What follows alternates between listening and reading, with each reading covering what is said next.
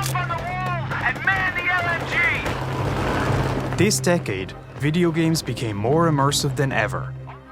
Through a mixture of graphical fidelity, state-of-the-art sound design, and realistic style, they transported players to their world in a way that felt more real than it ever had before.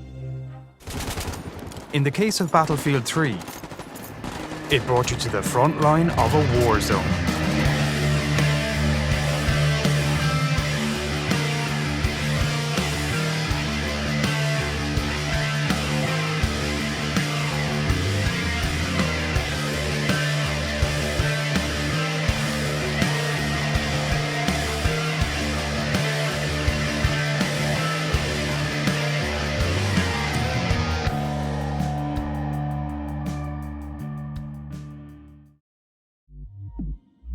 Immersion in video games is a difficult concept to nail down.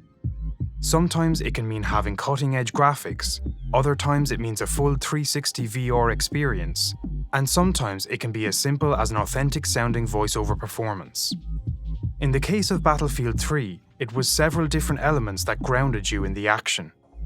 The most obvious one is the graphics. Battlefield 3 was the first game to use the updated Frostbite 2 engine, which offered unparalleled draw distance, detailed textures, and subtle particle effects. It was a huge step up from the previous entries in the series, and still holds up today despite being almost 10 years old.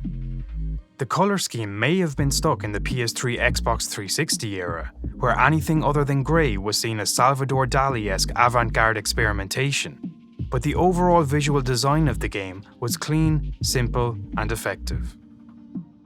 But where Battlefield really pushed the medium forward was in its sound design.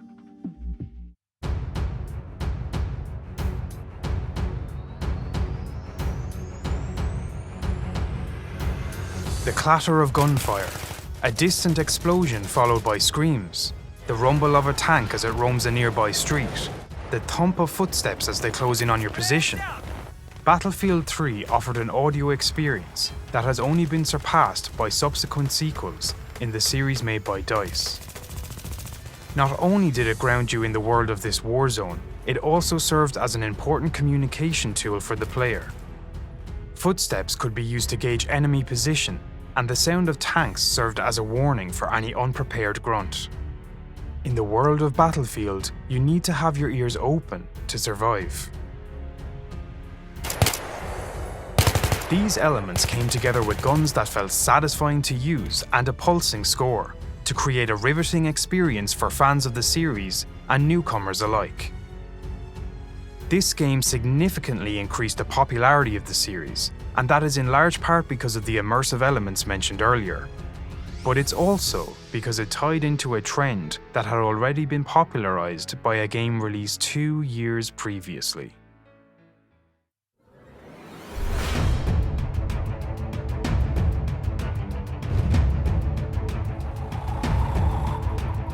This decade saw cinematic games go through several stages of popularity.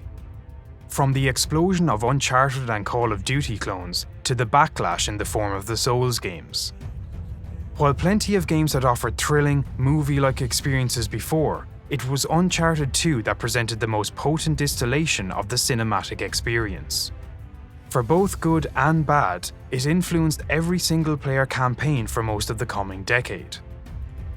You can see this influence in Battlefield's story mode, which attempts to replicate the rollercoaster ride of an Uncharted or Call of Duty campaign. Yet it doesn't have the same level of storytelling skill of the former, or sheer spectacle of the latter.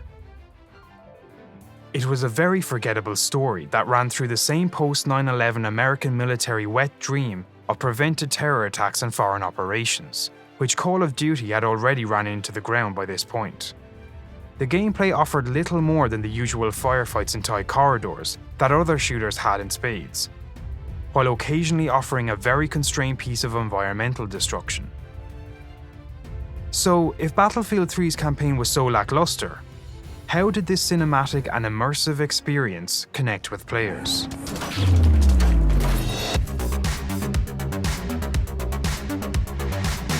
The Battlefield series had been known for its sprawling multiplayer, with huge maps brimming with players and vehicles. Battlefield 3 brought a level of polish to this experience, with even bigger maps and more vehicles. It also brought some new mechanics, such as suppressing fire, all of which combined to evolve the matches and add more chaos and tension for the player than ever before. These matches had plenty of action, but the experience would be a varied one from player to player. At any given time, a player might be planting a bomb on a tank, covering rushing players from a sniping position, or transporting players to the high ground in a support helicopter. These different experiences emphasize one of the reasons that Battlefield 3 had an unrivaled multiplayer. It really was a team effort. This was never more apparent than in what was considered one of its best multiplayer modes, Conquest.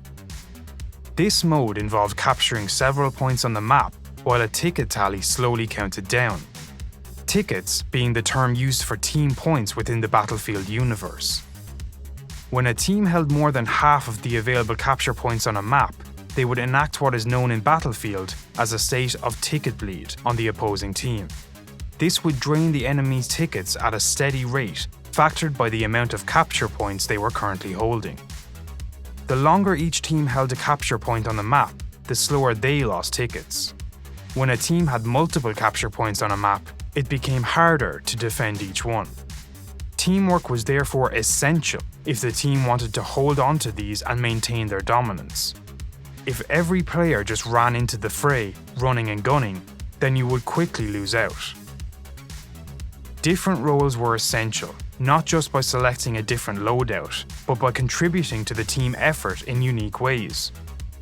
These unique roles were encouraged by the XP system, which didn't just reward kills, but gave the player points for spotting enemies, healing comrades, and supplying supporting fire.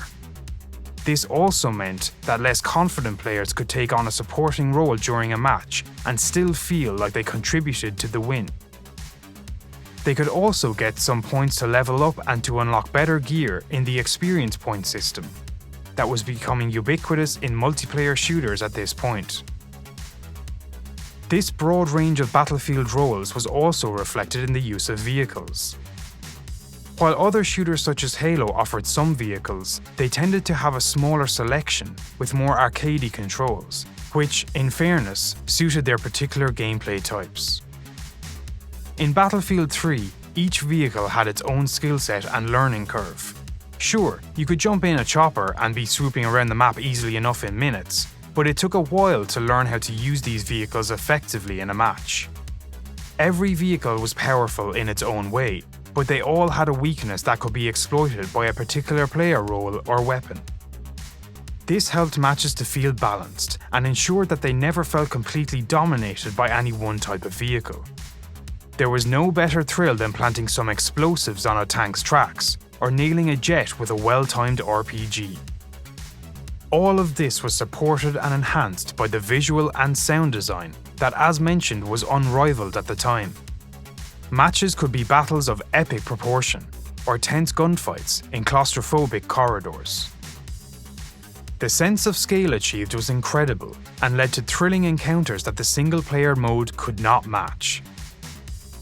This type of multiplayer experience was never truly replicated in this way by any other game, but it did have an influence on the direction the genre took in the preceding years.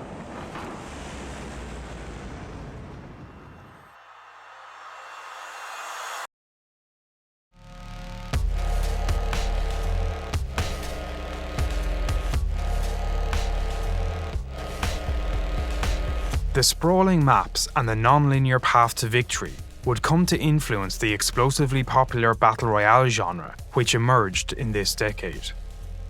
Battlefield's maps were more compact and had more of the designer's touch to them, while the maps of PlayerUnknown's Battlegrounds and Fortnite were more like large playgrounds for the action to spill out on.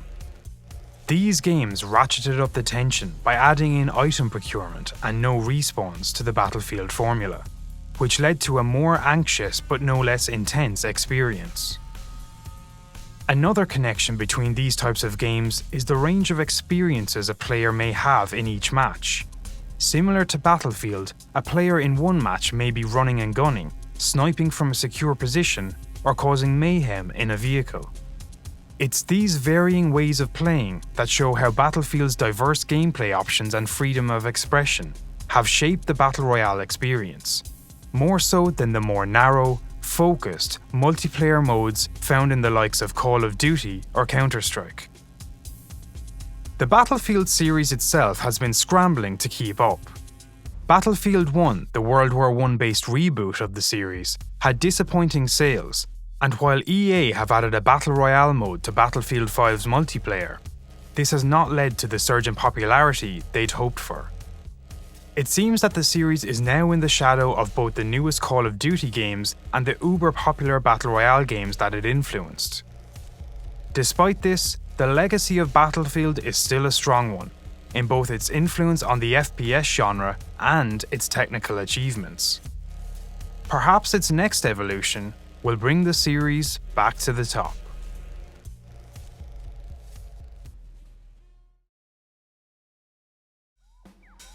Hey guys, thanks for watching. We hope you enjoyed this video.